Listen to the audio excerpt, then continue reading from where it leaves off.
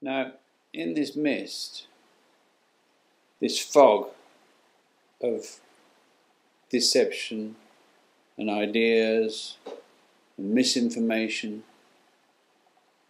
misdirection, in fact, you lose your way. Sometimes you might find the direction again, and eventually the fog clears, becomes raw and quite unpleasant. Clear-sightedness becomes more obvious. And apart from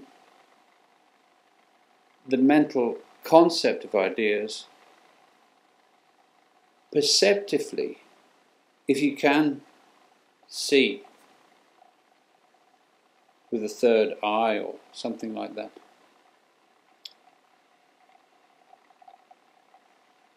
a crystal rosary starts as a dot, going bigger and bigger, expanding, turning inside out and dissolving. My father always thinks that these things are migraines without headaches. In my experience, they're not. It's a noisy process quite often. It's not achieved through meditation normally. For me, it's something which happens and isn't directed by conscious thought. It's a breaking up of mind as it happens, and there are more and more bits of irrelevant things floating around.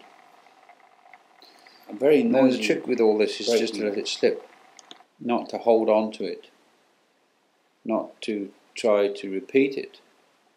When it happens, it happens. It becomes bigger and dissolves. Somebody told me it was like Teflon. Shouldn't stick. And so it will not. You can't control it. And in my opinion, there's nothing special about this. It either happens or it doesn't. There's nothing special. You're not a special person when these things happen. No.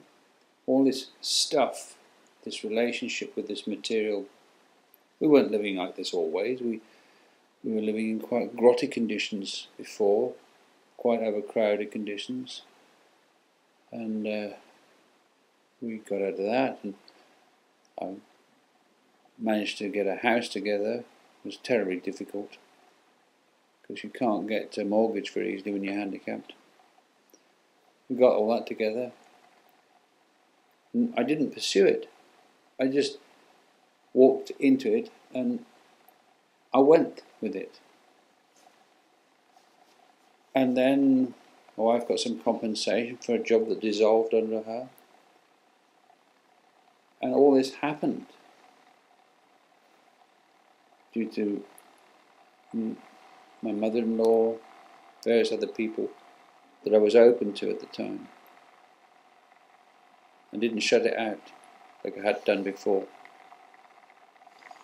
So that's luck, I suppose, and openness.